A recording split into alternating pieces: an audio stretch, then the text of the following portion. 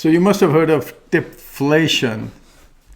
Now, TipFlation refers to the increasing amount in tip that establishments seem to be seeking from consumers.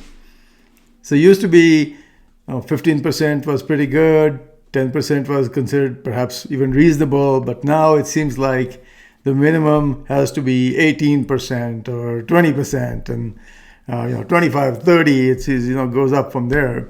So that's tipflation. Another phenomenon that you may not have heard of, but undoubtedly you've experienced it, is tip creep. And what tip creep refers to is the increasing number of establishments seeking tips from consumers. So today what we're going to do is we're going to look at the cost of tipping to the consumer. What is the economic impact of all this tipping on consumers? Now, before I start, let me just say this. I'm not talking about the merits of tipping. That's not the purpose of this video, whether you should or you shouldn't. All we're really going to look at is take a sneak peek at what is the economic impact of tipping on consumers. So that's it. Let's say on your way to work every morning, you like to pick up cappuccino. Okay, so cappuccino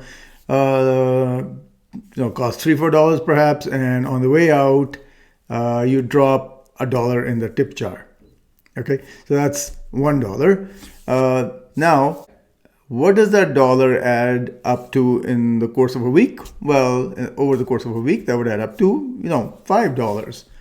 Okay, but over the course of a month, that $1 that you leave behind after you pick up your cappuccino, that would add up to $20, which over the course of the year would total $260. So that's $260 in just that $1 that you leave behind after you pick up your cappuccino. It would add up to that in after-tax income. So after-tax meaning after when you receive your salary and you paid out your federal income tax and your provincial income tax and CPP and all that business. So it would add up to $260 over the course of a year. But if we really want to get a sense of what the long-term impact of just leaving that $1 behind after you pick up your cappuccino, what the long-term impact of that is on the consumer, on you, well, if we look at over a 10-year period, that would add up to $2,600. Just that $1 which you leave behind when you pick up your cappuccino. $2,600. That's a pretty sizable amount of money, right? It's pretty significant. So let's look further. Let's say you once a week you go out for dinner. You take your partner out for dinner or your family. The dinner costs you say $100. So you decide you leave 15% behind in tip. So that's $15. So that $15. What does that look like over the course of, so that's $15 a month, $15 a week. Over the course of a month, that would add up to $60, right? But over the course of a year, you will have paid out $780 in tip alone over the course of 1 year. And then doing what we did before, if we want to look at the sort of long-term impact of that, what is it that you put out in tips in just that one dinner out where you leave 15% behind? Well, it would add to $7,800. $7,800 in tip alone for just that one dinner out where you leave $15 behind. So that's quite remarkable. So You add the 7,800 here to the $2,600 that accrued from that $1 that you were leaving behind. That's over $10,000 just for one cup of cappuccino and one dinner a week. Okay, so now that takes us to tip creep. Now just imagine how much a consumer, how much a person is leaving behind every time. Say, add to this, the money that you leave behind at the hairdressers, for example, or your taxi driver, Uber driver, or every time you go and get yourself a bubble tea, these days, right? Or you go to, pick up a pizza. You're picking up a pizza, you'll encounter a tip function. I recall a friend of mine telling me she was at a mall and she stopped at a kiosk to get some popcorn for herself. And then when she was paying for the popcorn, there was a tip function there. So, just look at the different establishments.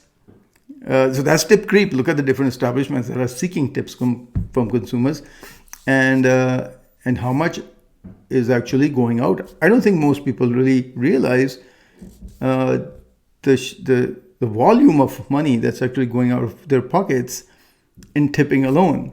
So again, like I said, I'm not discussing the merits of tipping. I mean, this is the psychology of success, and we're talking about economics. That's what we're really looking at. And, we should be able to do that. There should be no holy grail when you're talking about economics, right? So, but there is one question that one can ask, and that is that where is the consumer supposed to be getting all this money from, right? Where is it all supposed to be coming from? Because it's quite a large sum of money. Now, so there is talk of course, people having a living wage and so on and so forth. Working people, right? A living wage and etc. And no question about that. People should get a living wage, and if you have money, you should.